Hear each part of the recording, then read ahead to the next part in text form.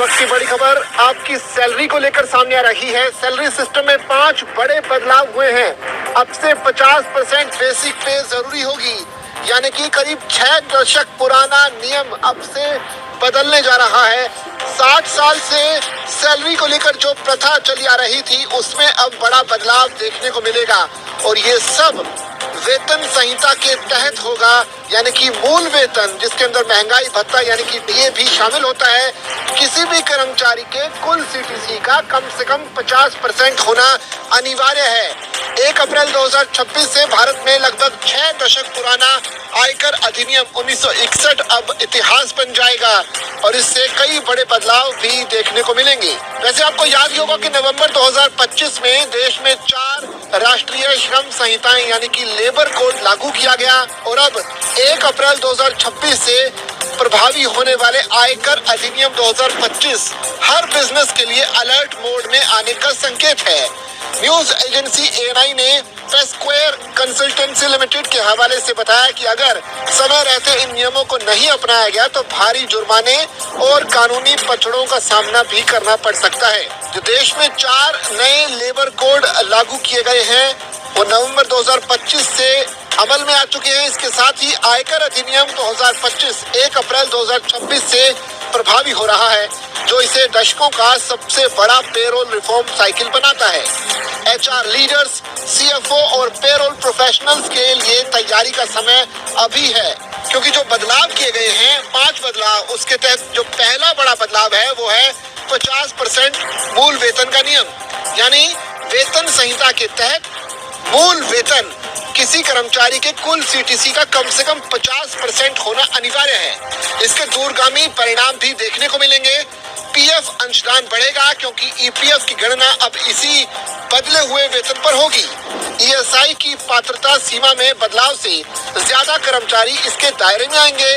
Gratuity और overtime का खर्च भी बढ़ेगा, जो अब इस उच्च वेतन सीमा से जुड़ जाएगा। साथ ही लीव एनकैशमेंट की राशि भी ज्यादा होगी, जिससे कर्मचारियों पर कुल खर्च बढ़ना तय है। जो कंपनियां अभी भी ज्यादा भत्ते और कम मूल वेतन वाली संरचना पर निर्भर हैं, उन्हें तुरंत अपने सैलरी स्ट्रक्चर की समीक्षा और उसे पुनर्गठन इसमें करना जरूरी हो जाएगा। दूसरा जो बड़ा बदलाव है वो है नया आयकर अधिनियम 2025। 1 अप्रैल 2026 से भारत में लगभग 6 दशक पुराना आयकर अधिनियम 1961 अब इतिहास बनने जा रहा है। उसकी जगह नया इनकम टैक्स अमेंडमेंट 2025 ले लेगा, जबकि इसके साथ ही कई अहम इसमें बदलाव होंगे। सबसे पहले तो सभी पेरोल सिस्टम को नए आयकर नियमों और फॉर्म्स के अनुकूल बनाना होगा। टीडीएस कैलकुलेशन के तरीके और रिपोर्टिंग फॉर्मेट को नए सिरे से तैयार करना पड़ेगा। फॉर्म 24Q और फॉर्म 16 को अब नए प्रारूप में ही जनरेट करना होगा। ऑडिट में ज्यादा सख्ती बरती जाएगी, इसलिए पेरोल डेटा का और ट्रेसेबल होना भी अनिवार्य हो गया है। तीसरा जो बड़ा बदलाव होने जा रहा है वो है पूर्ण और अंतिम निपटान सिर्फ 2 दिनों में। फुल एंड फाइनल की हम बात कर रहे हैं, क्योंकि नए वेतन संहिता के नियमों के मुताबिक किसी कर्मचारी के अलग होने पर सभी बकाया वेतन का भुगतान सिर्फ 2 वर्किंग डेज के भीतर करना अनिवार्य हो गया है। ये नियम खास तौर पर अलगाव के समय दे अंतिम वेतन पर लागू होता है। हालांकि ग्रेच्युटी, लीव एनकैशमेंट और रिम्बर्समेंट जैसे अन्य घटकों का भुगतान जितनी जल्दी हो सके करना होगा। इस नियम ने पेरोल रिकंसिलिएशन को रियल टाइम में करना और एफ&एफ प्रक्रियाओं को एचआरएमएस सिस्टम से पूरी तरह से जोड़ना जरूरी बना दिया है। इसके अलावा चौथा बदलाव जो होने जा रहा है वो है डिजिटल रिकॉर्ड रखना अनिवार्य होगा, क्योंकि अब एम्प्लॉयर्स अपने एम्प्लॉय से जुड़े सभी रिकॉर्ड जैसे कि सैलरी, उसकी अटेंडेंस, पीएफ, ईएसआई या फिर LWAF विकल्प और इसके अलावा पे स्लिप, स्टैट्यूटरी रजिस्टर को पूरी तरह से डिजिटल रूप में रखना अनिवार्य हो गया है। नियामक अधिकारी अब रियल टाइम में डिजिटल निरीक्षण कर सकते हैं। अगर इन नियमों का पालन नहीं किया गया तो 3 लाख रुपए तक का जुर्माना और बार-बार उल्लंघन पर जेल की सजा का भी प्रावधान है। और इसके अलावा जो 5वां बड़ा बदलाव होने जा रहा है वो है निश्चित अवधि का रोजगार और सामाजिक सुरक्षा। नियमों के तहत अब निश्चित अवधि यानी कि फिक्स टर्म के कर्मचारी भी अपने कार्यकाल के अनुपात में सभी वैधानिक लाभों के हकदार होंगे।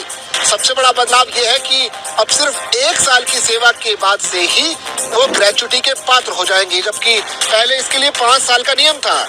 प्रोजेक्ट बेस या सीजनल वर्कफोर्स रखने वाली कंपनियों को अपनी देनदारियों का फिर से आकलन करना होगा। पे स्क्वायर की टीम का कहना है कि अधिकतर नेता किसी सेवा की लागत पर ध्यान देते हैं, लेकिन सच्चे दूरदर्शी वो होते हैं जो गलती की लागत पर ध्यान देते हैं।